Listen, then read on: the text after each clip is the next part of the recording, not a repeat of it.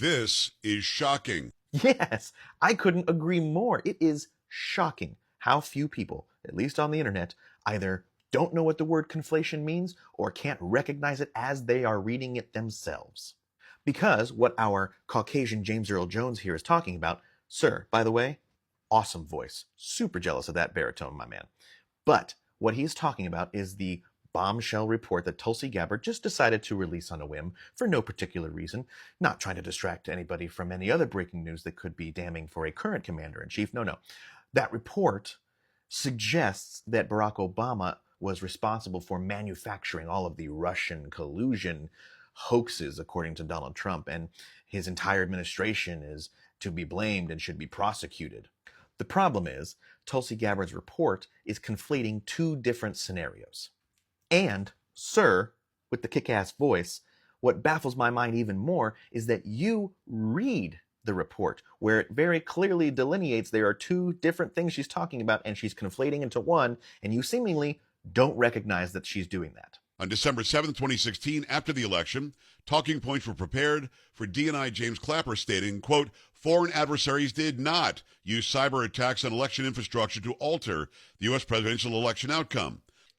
They did not alter the outcome. Those are the words, because what the intelligence community was looking into is whether or not Russia was able to alter the votes, change the votes after they have been cast in order to alter the outcome. And the intelligence community overwhelmingly said no, they did not do that. December 9th, 2 days later, President Obama's White House gathered top National Security Council principals for a meeting that included James Clapper, John Brennan, Susan Rice, John Kerry, Loretta Lynch, Andrew McCabe, and others to discuss Russia. After the meeting, DNI Clapper's executive assistant sent an email to IC leaders tasking them with creating a new IC assessment, quote, per the president's request, that details the tools Moscow used and actions it took to influence the 2016 election. Now, look at those words. To influence the 2016 election.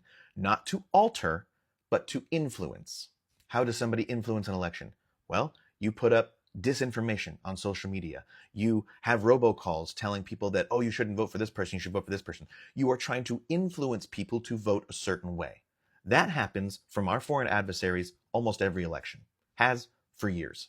The reason President Obama called that meeting to come up with a new directive per the president's request is because they were afraid that any evidence that showed Moscow's meddling in our elections to influence the outcome, not alter it, but to influence it, would be buried by the incoming Trump administration.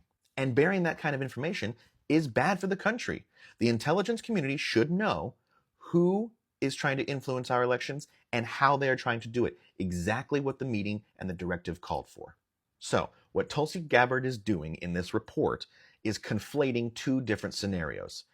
Did Russia alter the votes to change the outcome? No. Everybody knew that. That's what was investigated for years in Congress. They said no. Did Russia try to influence the outcome of the election through mis and disinformation on social media and other means? Of course they did. They always do. So you see, it's all very silly. She is conflating two different questions, two different investigations, and two different conclusions into one seemingly nefarious action, and it just didn't happen that way. It's very obvious.